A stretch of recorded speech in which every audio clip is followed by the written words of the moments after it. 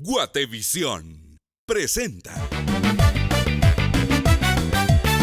Hoy, en un show con Tuti. And I had a teacher who told me, you're never going to be pretty enough to be a leading lady. So you just play the funny character kind of role, right? Because I really believed if they could show all of us, they would make more money and we would feel better about ourselves because we would be included. Buenas noches, queridos amigos, y bienvenidos a Un Show con Tuti. Gracias por estar con nosotros esta noche. Tenemos un programa muy especial. Le pido que permanezca en sintonía de Guatevisión y de nuestro programa. Hoy nos acompaña Jess Winner y usted no se la quiere perder. Bienvenidos.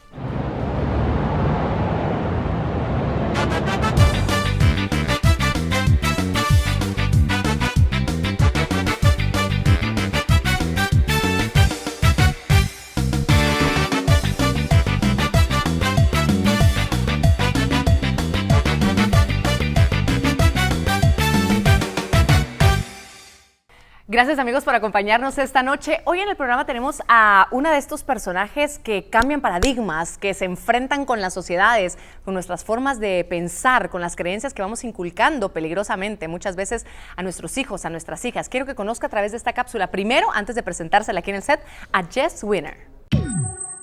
Hola. Durante décadas, muchas mujeres han luchado y sufrido por su imagen física.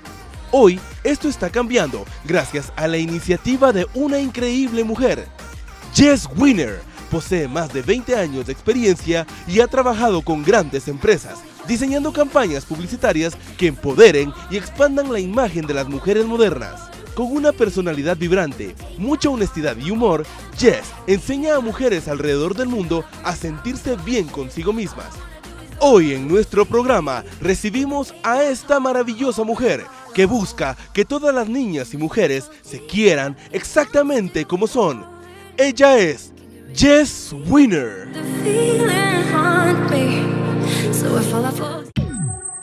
Para mí es un privilegio tenerla aquí sentada después de haberla visto en los TED Talks y en conferencias y todas las campañas maravillosas que ha dirigido. Es un privilegio conocerte, Jess. Bienvenida. Gracias, thank you. Qué bueno tenerte aquí en Guatemala. Este año fue que empezaste a venir a Guatemala. ¿Por qué?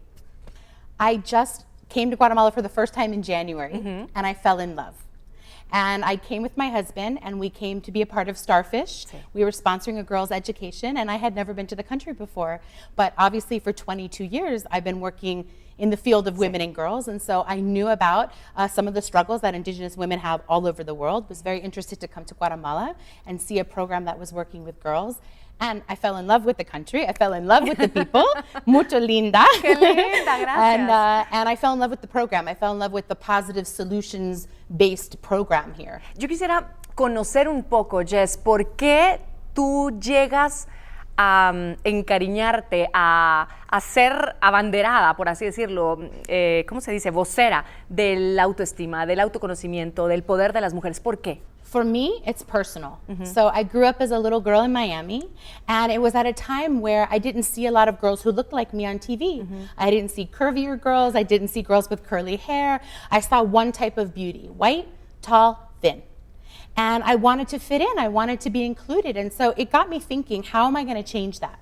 Even as a 12-year-old, I was like, I want to do something to change that. So my whole life has been about trying to learn about the media, trying to help the media companies better represent women and girls, because I really believed if they could show all of us, they would make more money and we would feel better about ourselves because we would be included. ¿Qué pasó en tu educación que aprendiste a verlo de pequeña, en la adolescencia, que es importante, de esa forma, en lugar de sentirte excluida, en lugar de sentirte menos? ¿Qué hicieron bien tus papás para que tú tuvieras este otro enfoque? Well, my parents have always been very supportive of me, and my father especially is a businessman. And so he would say to me, why don't you build a business to help change the world?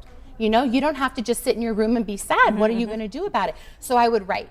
I wrote books and I wrote articles and I wrote about my feelings. And then eventually when I went to university, I had a degree in theater and in classics and in women's studies and anything I could study.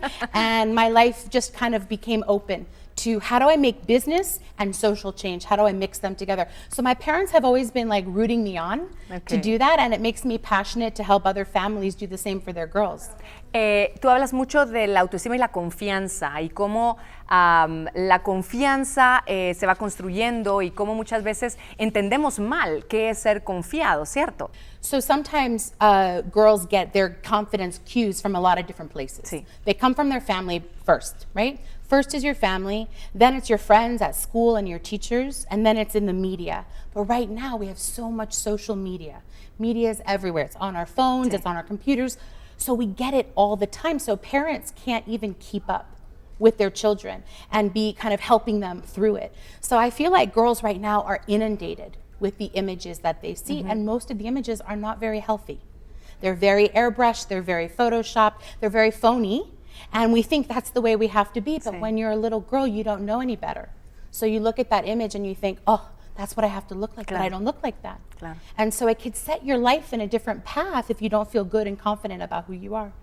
¿Y de qué manera nosotros podemos ir haciendo la diferencia en cómo, ya que decías que la confianza empieza en la familia, cómo nosotros podemos hacer esa diferencia en las chicas? Cuando muchas veces como mujeres, si alguien es inteligente, se le dice qué linda. Si alguien es hábil, se le dice qué linda. ¿No? Cualquier característica positiva de una mujer a veces se reduce en lo linda. ¿Cómo combatimos eso?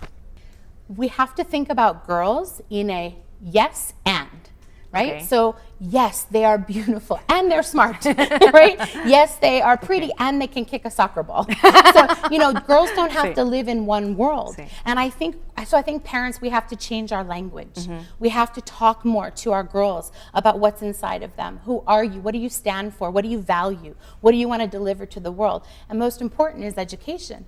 It's why I love working with the Starfish program, because it's giving girls a chance to have opportunities they wouldn't have.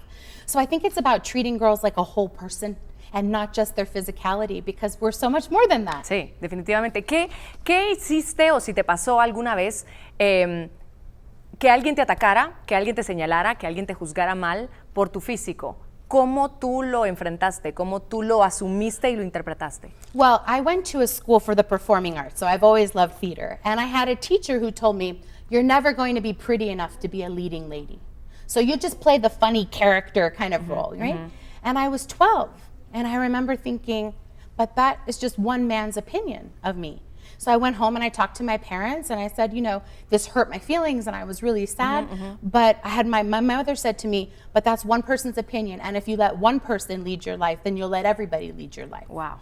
So for me, I think having a strong family base, it didn't mean it hurt any less, but for me, it gave me context. It meant that I had to decide what I felt about myself, and that was the most important. And it's not easy.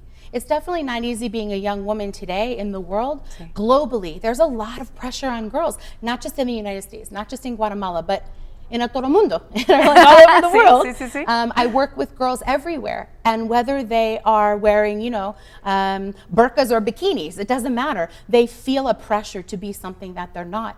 And when they feel that much pressure, they can't learn and grow and start businesses and help their communities. Claro, y queremos encajar en la perfección, que además Sí. no existe.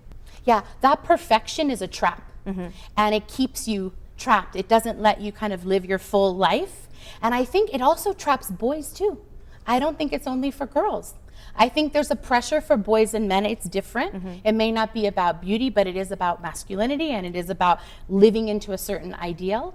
So if we can just take a step back and have more of a conversation about who's a good person, who's a kind person, who's a smart person, how do you live into that in your life, we'll be helping boys and girls. Definitivamente. ¿Qué pasa con, mencionabas, que parte de la confianza y la autoestima la vamos creando en casa, con la familia, con los amigos y las amigas?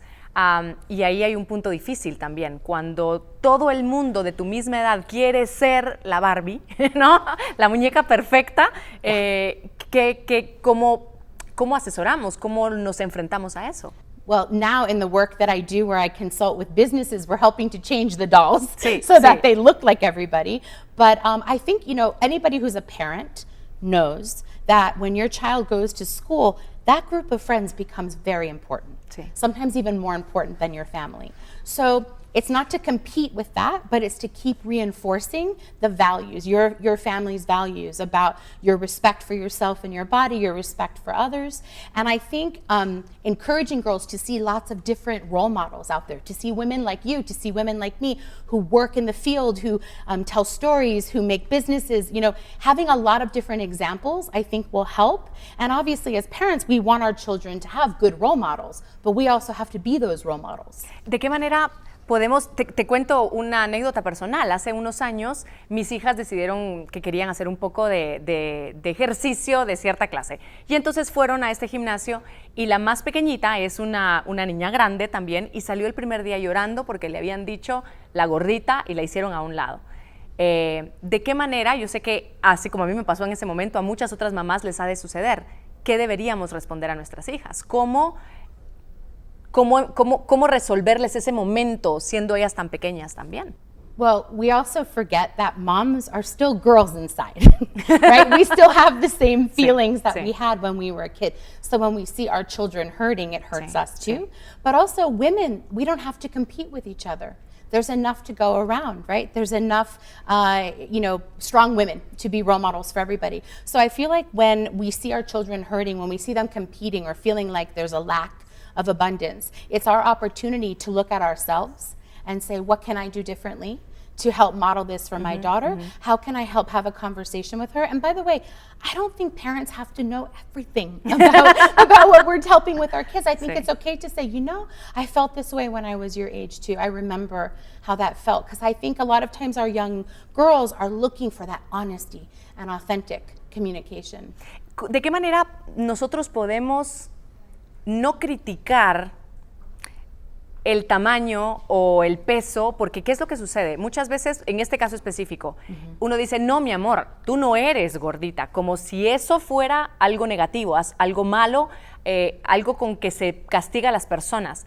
¿De qué otro diálogo o qué otro discurso podemos manejar alrededor de la talla, el peso, la apariencia, para no decir, no, tú no eres eso, tú eres linda, tú no eres grande, tú eres linda, etcétera? You have to really mean what you say. So I think you have to be honest, but you have to mean what you say. Kids can feel the difference, you know? And I think it's challenging, but people can be successful with all different kinds of physical bodies. They don't have to have one body. So I think it's also a balance of focusing on what is your child like? What do they like to do? What makes them happy? What makes them a leader? What makes them interested? And cultivate that. You know, maybe they're going to be heavier. Maybe they're going to be shorter. Maybe they're not going to be good at math. But how do you work into what they are good at? And instead of trying to put a Band-Aid on it, like open it up and say, you know what? Not everybody gets to have everything. So let's focus on what you are that's really good and cultivate that. Qué lindo. Jess ha participado en campañas muy reconocidas que a mí en lo personal me han encantado y te felicito y te agradezco por hacer esos cambios en los conceptos principalmente de belleza que tenemos sobre la mujer. Y eso lo vamos a hablar después de la pausa comercial. Por favor, siga con nosotros. Gracias.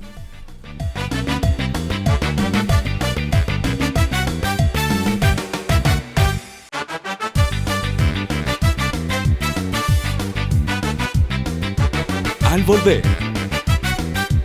There's this pressure to fit a certain mold that doesn't work anymore. I think when we see stereotypes, if we don't fit them, then we feel like we don't fit anywhere. But you think about all of the swimmers and athletes and thinkers that we would lose out on if kids stop doing something because they're afraid that they don't fit the mold.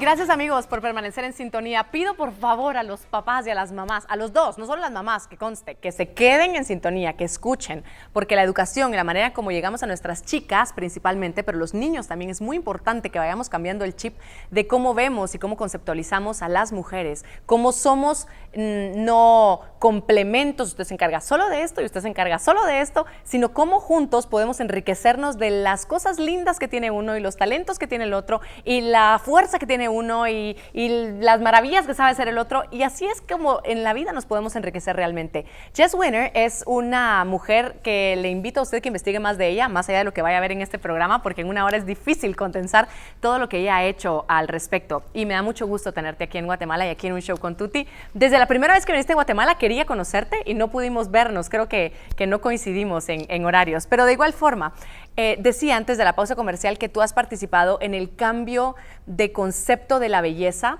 Trabajaste para una marca muy reconocida de jabones en donde mostrabas esa belleza en toda su gama de colores, formas, tamaños. Trabajaste también muy de cerca, precisamente con esta muñeca muy famosa, ¿no? De un cuerpo muy bonito, tratando como de reestructurar todo eso. ¿Cómo te fue? ¿Fue difícil llegar con las marcas a proponerles ese cambio tan drástico? So I've had 2 experiences with big companies that wanted to change the way they talked to women and girls. Sí. And in my first experience, it was hard, but it wasn't as hard as you would think because no one was talking about beauty yet. So we weren't calling out the beauty industry for being airbrushed and retouched and phony, right? Fabricated. Sí. And so when we did that, the world came alive, right? All these conversations started happening. And what was wonderful about that was that women who never saw themselves in advertisements could see themselves. They could see their bodies and their faces. And why that was important was because in the media, there's so much coming at us. If we don't see ourselves represented, we don't feel like we matter.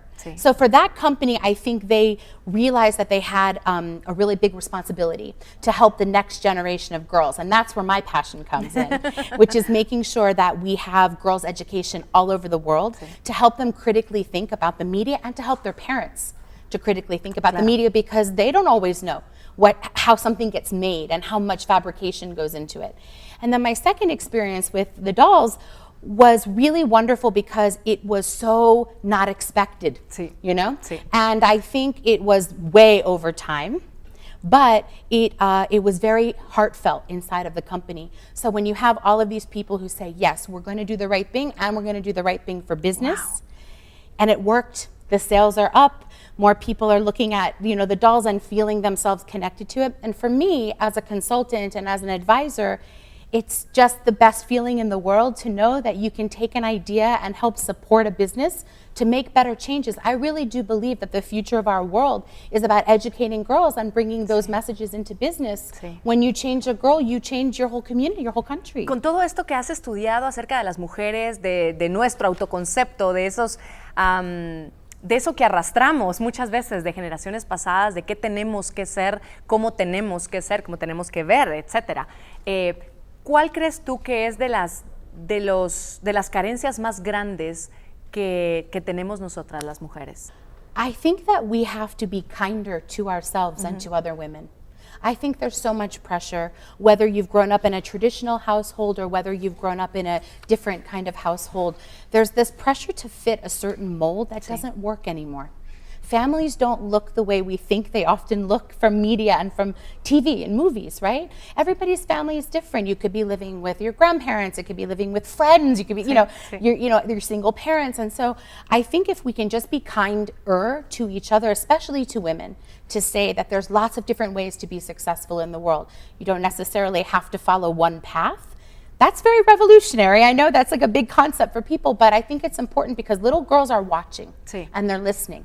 And they're seeing, like you were telling me about your children, like they watch everything around them. So as adults, I think we have responsibility to say to them, what is most important is that you are happy and you are healthy and that you're being good to your community and to the people around you, and not so much what you look like or what kind of family you're going to create. Claro, nosotros encontramos un par de videitos que queremos compartir contigo y con la audiencia, por supuesto, en donde justamente son las niñas las que cuestionan. Vamos a ver el siguiente video. Okay, Daisy, here we are in Tesco's. What do you think of the clothes on offer today? Well, the girls' clothes say, hey, beautiful, I feel fabulous. The boys, desert adventure awaits. Think outside the box, hero. And what do you think about that? It's unfair because everyone thinks that girls should just be pretty and boys should just be adventurous. What do you think about that? I think that's wrong because why should boys and girls even be boys and girls clothes even be separated because we're just as good as each other. That's brilliant. So think outside the box. What does this mean? It means go on your adventures, let nothing stop you, go for your own dreams. And hey, what is that even supposed to mean? I don't know, it would inspire you to say, hey. Yeah. Like, Don't you find that inspiring? I don't find that inspiring. What part of hey is great? I don't get it. Look, boys get think outside the box, which means be adventurous, go for your dreams, you know. And hey, still, what does that mean? What does it inspire you to do? Maravillosa, Sí. maravillosa. ¿Qué ha hecho en nosotros o qué ha producido en nosotras las mujeres a través del tiempo el tener que encajar en estos estereotipos de eres la princesa, eres la linda, eres la buena, no gritas, ¿cierto? ¿Qué hace que nosotros, qué provoca en nuestro comportamiento, según lo que tú has estudiado y has investigado? We have to remember, though, that a lot of what we just saw is about marketing. It's how businesses sell Sí. to the girl audience and to the boy audience. And somebody a long time ago thought, oh, let's sell the same shirt to two different genders, right? Sí. We'll sell the same superhero shirt, we'll make one pink and we'll make one blue and we'll get double the money. So what happens, though, for us as consumers is that it separated us instead of brought us together because there are little girls who don't like pink Claro. and there are little boys who don't like blue. And so it makes us feel different when we're actually more alike than different. So I think gender stereotypes across the world is something that we're really looking at. In the United States, we just had a big meeting at the White House about how toy companies are impacting the way parents are raising their kids and the way kids are seeing themselves, and what's our responsibility, what can we do about it? And I think for parents who are watching, it's really important. I know it's scary if your daughter or your son doesn't fit the mold you think they're supposed to fit, but trust me, it's way worse if they feel left out or alone or not included than if you can open your mind a little bit and say, who is my son? Who is my daughter? You know, like that little girl that we just saw, she clearly has a wonderful point of view, which is she wants to be inspired and adventuresome. Girls want to do that. Sí. They don't want to just be pretty. They just don't want to be looked at.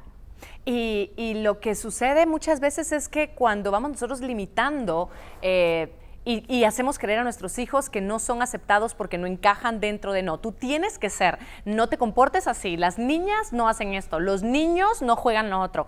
De esa manera se sienten poco queridos posiblemente, ¿cierto? That's very hard because we come from family traditions that tell us this is how girls act, Sí. this is how boys act. Sí. But if you look at this generation right now, they're changing that. They're asking for more. They're interested in things that are not just stereotypical. And so it's important for us to realize, you know, a little girl who gets a science kit instead of a fashion doll, Sí. all of a sudden could be the girl who solves cancer for Sí, us. sí. Right? Or the little boy who gets a fashion doll could be the next great designer of clothing. So you have to open up our opportunities for our kids and not be afraid of them becoming who they are. Debido a estos estereotipos a los cuales queremos encajar, muchas veces nos privamos de hacer cosas, de atrevernos, según lo que tú has estudiado y has visto. I think when we see stereotypes, if we don't fit them, then we feel like we don't fit anywhere. So if you are a curvier little boy, if you're a heavier little boy, and you see only boys like he-men, like big muscles, right? You look at that and you go, oh, but that's not me. So I must not be worth anything. So maybe I won't try out for the soccer team, or maybe I won't go to the swim team because that's not for me. So it stops you. Some of the research that I've done across the world shows me that 6 out of 10 girls will stop doing something they love because of how they feel about the way they look. So they may not raise their hand in class, they may not go to the swim class because they don't like the way their body looks in a leotard or a bathing suit. But you think about all of the swimmers and athletes and thinkers that we would lose out on if kids stop doing something because they're afraid that they don't fit the mold. So it's really important that not just parents, but our schools and our marketing and our businesses, that we all really think about this. What kind of future are we creating? We want a future where everybody fits.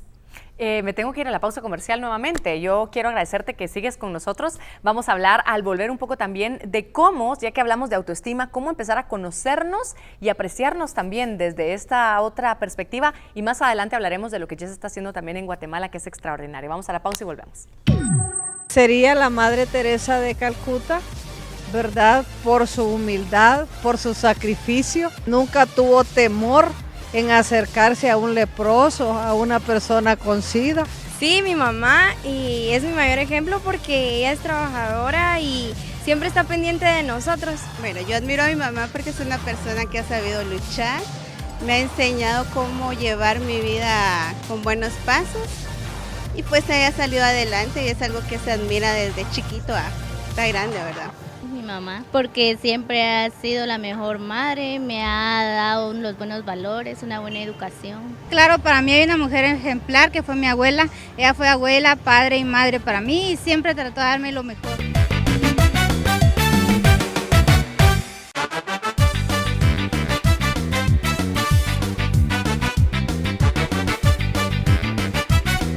Al volver,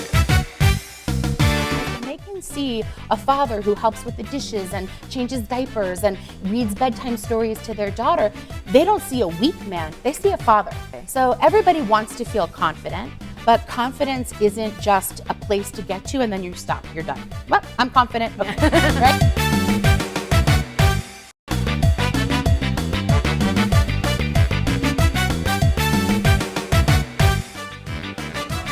Estamos de vuelta en Un Show con Tuti. Gracias, amigos, por su sintonía. Hoy hablando un poco de romper paradigmas. Tenemos que hacerlo y afortunadamente hay personas como Jess Winner que hoy nos acompaña y que lo está haciendo muy bien alrededor del mundo. Me mencionabas, Jess, gracias por seguir con nosotros, que has estado también en proyectos en Casa Blanca, en Estados Unidos, tratando justamente de modificar esto, rompiendo paradigmas. La gente lo recibe muy bien. ¿Qué hay de la gente que todavía se aferra a esto? So we had a meeting at the White House with over 100 different companies and parent organizations and leaders in the gender stereotype community. And we had a really honest conversation about how girlhood and boyhood are beginning to change a little bit, and how the way that we raise our girls and the way that we raise our boys, we need to raise them together with the same value system, not stereotyping this is for girls and this is for boys, because there's actually research that will prove that we know that girls don't go into science, technology, engineering, and math in the same way that boys do, and that boys are also not going to college to pursue fields like nursing or teaching, fields that every country needs to have participants in. So it all starts when they're very little and they're growing up thinking that boys do this and girls do this. And especially when it comes to girls and girls education, we know that across the spectrum worldwide, that less girls are in school, less girls are in business, less girls are on the path to leadership, and we have to change that. Yo vi también una conferencia donde un papá hablaba sobre los superhéroes y las superheroínas y cómo a nivel de medios de comunicación, películas, series, esto tiene que empezar también ya a cambiar. ¿Cómo lo ves tú? ¿Has estado también ve con ellos también, Jess? I work with them too. Okay. But also because girls in all of our media, they're always being rescued. Sí. But we want to be the rescuers, Sí, right? We sí. do it anyway. Any mother out there knows Sí. they're rescuing their family. Sí. So I think next year Wonder Woman comes out. So we'll have a female superhero.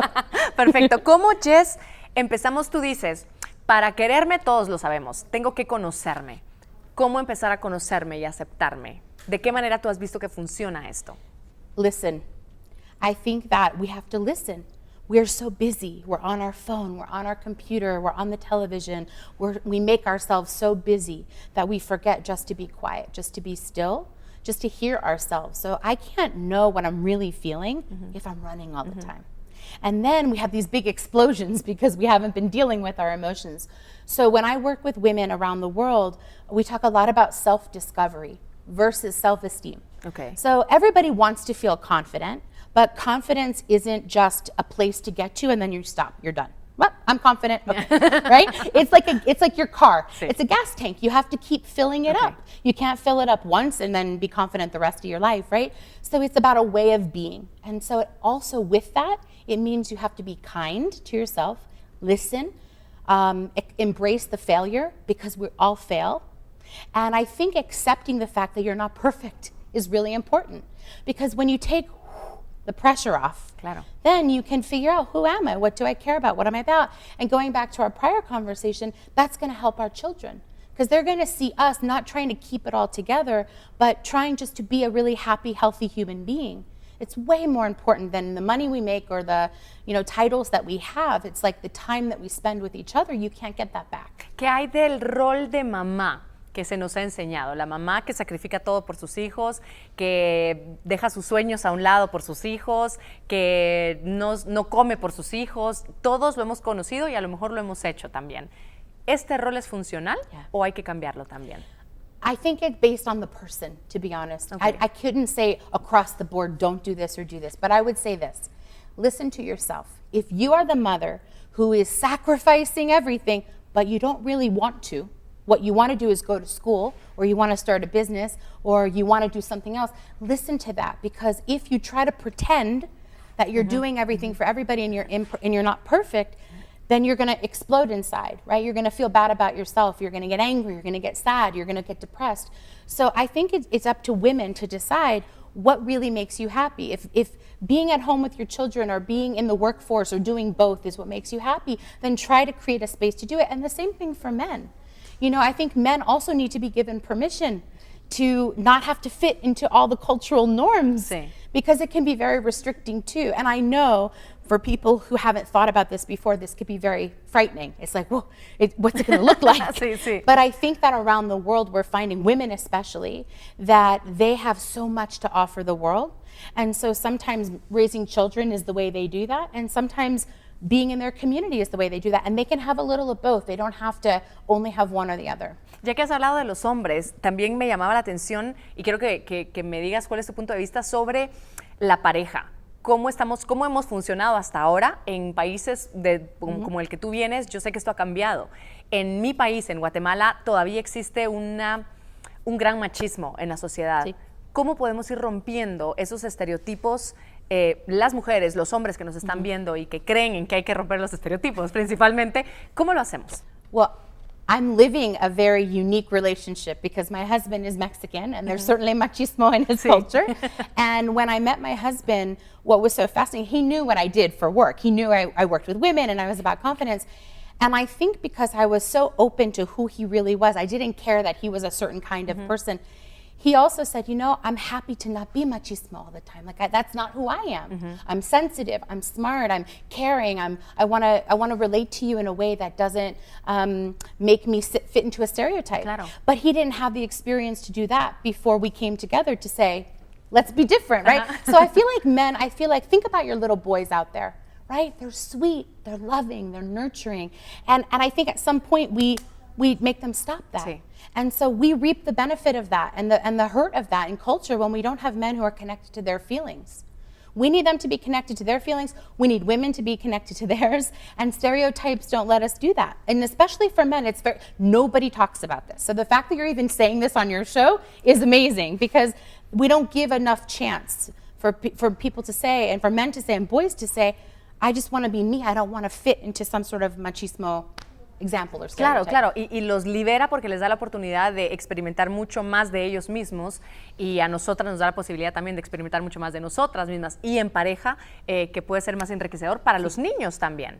Right. This is the name of the game. Everybody wants to live a good and healthy and happy life, and we can't do it when we're trying to push or force somebody to be something that they're not. And I think we'll see the change when we look out in culture. Businesses are going to be run very differently. Our governments are going to be run very differently. Every country, nobody wants to go to war. Nobody wants to have all of this aggression. So I think we have to look at a balanced way for us to kind of embrace each other as humans first, genders later. But and I think that's really important for our kids because when they can see a father who helps with the dishes and changes diapers and reads bedtime stories to their daughter, they don't see a weak man. They see a father. Sí. And the same thing for a mother. When the mother goes to work and is bringing home money and is making great ideas out in the world, they don't see an absent mother, they see an alive mother. So, I feel like we have to keep challenging that and keep talking about it. Qué lindo. Tenemos que irnos nuevamente a la pausa comercial. Gracias por seguir con nosotros. Nos queda un bloque más. Le pido a usted que continúe con nosotros y le quiero presentar una encuesta breve que quisimos hacer afuera para saber cómo considera cada una de las personas en la calle, cómo está su autoestima. Vamos a ver. Sí, me considero bonita e inteligente. Sí, me considero bonita e inteligente. Sí, me considero bonita e inteligente. Pues en realidad más o menos, o sea, defino inteligencia así, belleza, a veces me siento bonita, a veces fea como toda mujer. Pues me considero lo normal, pues no ni tan bonita ni tan fea. Sí me considero bonita e inteligente. Yo creo que mi autoestima está en 10. Creo que mi autoestima está en 10. Creo que mi autoestima está en el 9%. Mi autoestima creo que está tal vez en un 7 o un 8. Yo creo que mi autoestima está en el número 8.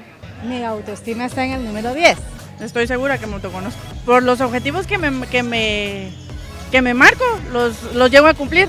Por ejemplo, este año para mí fue el mejor y todas las metas que yo me propuse el año pasado las cumplí, gracias a Dios. Sí me conozco profundamente porque sé todo lo que a mí me gusta y creo que nadie más lo debe saber más que únicamente yo.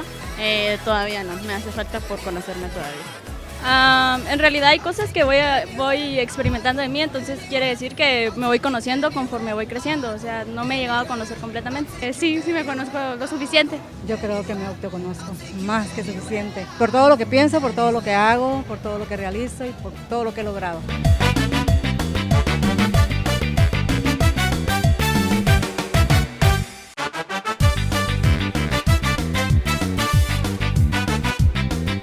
Al volver, I think if there was one thing, it would be to remember that we are more alike than we are different. Tootie, when you see this program and you see these girls in motion, they change their lives and they change the lives of the people around them. So sometimes it's very uncomfortable for women to say, I feel good, because their mind is thinking about all the things they haven't done yet.